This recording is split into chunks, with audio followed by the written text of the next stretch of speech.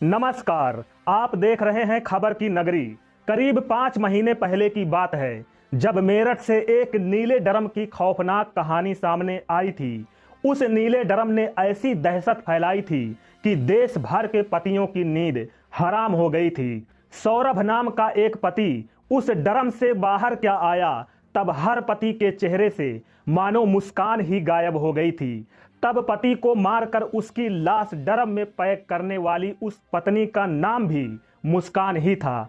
हालांकि मेरठ के सौरभ, या यूं कहें कि सौरभ की लाश जिस नीले रंग के ड्रम से बाहर निकली थी, उस ड्रम को तो पूरे देश ने देखा था, लेकिन ड्रम के अंदर से सौरभ को बाहर निकलते कोई नहीं देख पाया था। अब ये कमी भी पूरी हो गई है।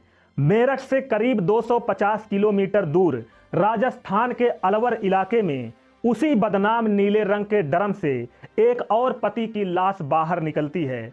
अब चूंकि लाश बेहद खराब हालात में है, इसलिए उसकी तस्वीर तो नहीं दिखा सकते हैं, पर जिन कपड़ों में लाश को लपेट कर ड्रम में पैक किया गया था, ड्रम का ढक्कन खुलने के बाद उन कपड़ों को बाहर निकालते कैमरों ने जरूर देखा है।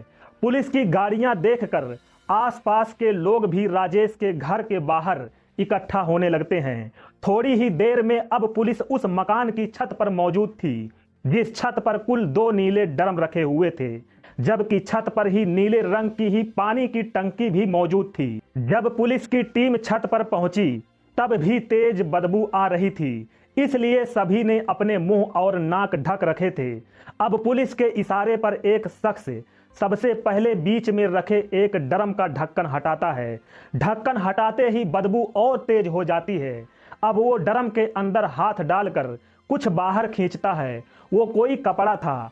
बदबू इतनी ज्यादा तेज थी कि वो ड्रम के करीब जाता और फिर तेजी से पीछे की तरफ हट जाता।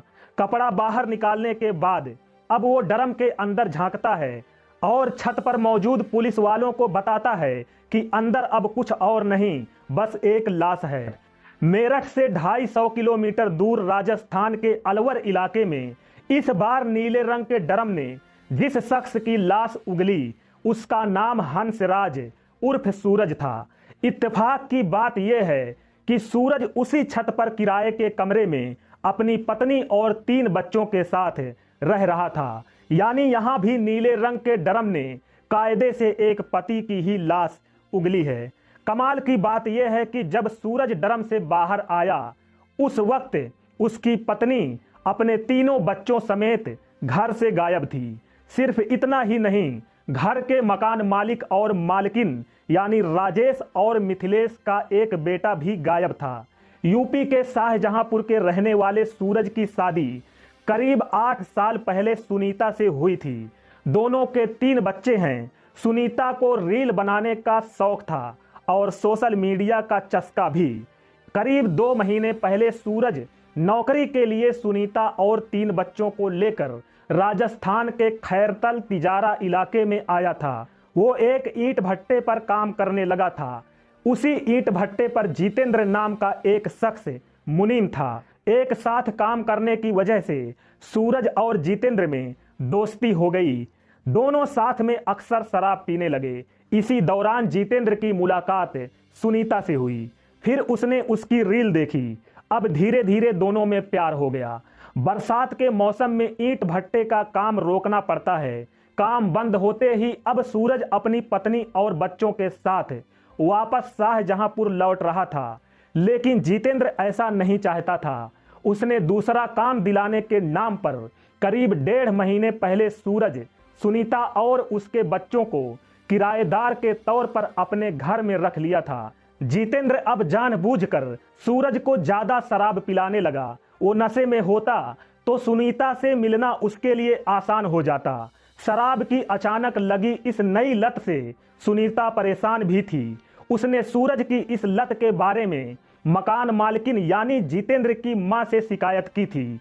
सुनीता और सूरज को अपने घर में लाने के बाद से ही जितेंद्र सुनीता के साथ मिलकर उसे रास्ते से हटाने की साजिश बुनने लगा था। शायद कहीं ना कहीं उन दोनों के दिमाग में मेरठ की मुस्कान और मुस्कान का ड्रम दोनों था। इत्तेफाक से जितेंद्र के पिता राजेश के ईंट भट्टे पर भी पानी के इस्तेमाल के लिए ड्रम का काफ़ी इस्तेमाल होता था। चूंकि ईंट भट्टा बंद था, लिहाजा कई ड्रम वो उठाकर घर ले आए थे। पिछले हफ्ते सुनीता ने अपनी मकान मालकिन मिथिलेश से पानी की किल्लत की आड़ में एक ड्रम मांगा। मिथिलेश ने उसे ड्रम दे दिया। जन्माष्टमी के दिन यानी 16 अगस्त की शाम सूरज को पड़ोसियों ने आखिरी बार देखा था। इसके बाद सूरज दिखाई नहीं दिया। अगले दिन यानी रविवार 17 अगस्त की सुबह जब मिथिलेश छत पर गई तो सूरज, पत्नी सुनीता और तीनों बच्चे भी घर पर नहीं थे। यहाँ तक कि मिथिलेश का बेटा जितेंद्र भी घर पर नहीं था। उसी वक्त मिथिलेश ने यह महसूस किया कि छत पर एक अजीब सी बदबू आ रही है, जिसके बाद ही उन्होंने पुलिस को इसकी सूचना दी। पुलिस की मौजूदगी में जब इस नीले रंग के ड्रम को खोला गया और लाश बाहर निकाली गई तो पता चला कि ड्रम के अंदर लाश के ऊपर बहुत सारा नमक भी डाला गया था ताकि लाश को जल्दी गलाया जा सके। हालांकि मुस्कान के उलट इस ड्रम में सूरज की लाश मुश्किल से 20 से 24 घंटे रही होगी, लेकिन नमक और तेज उमस की वजह से लाश जल्दी गलनी शुरू हो गई थी।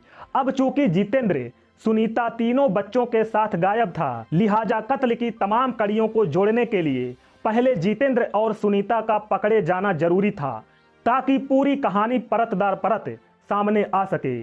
पुलिस को इसमें ज्यादा दुश्वारी भी नहीं आई। 24 घंटे से भी पहले जितेंद्र और सुनीता दोनों पुलिस के शिकंजे में थे और पूरी कहानी उन दोनों ने पुलिस के सामने बयां कर दी और इस नीले ड्रम का राज फिर से खुल गया।